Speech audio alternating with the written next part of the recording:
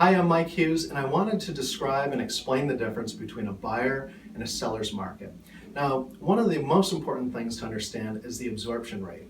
Basically, what this means is that if there's a 5 or less month supply of properties available for sale, it tends to be a seller's market. There's just not enough homes available to meet the buyer demand.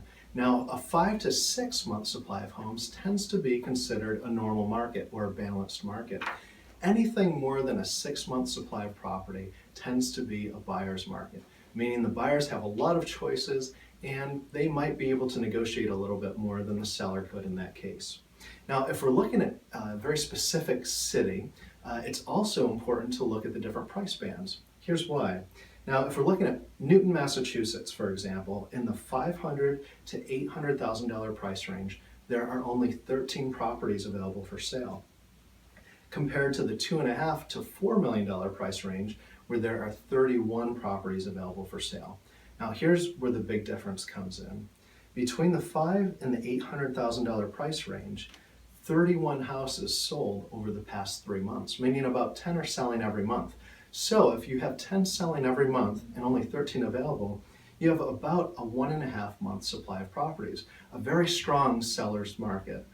On the flip side, if you're looking at the $2.5 to $4 million price range, you have 31 houses available for sale, but only 9 sold over the past 3 months, meaning that on average, 3 are selling every month.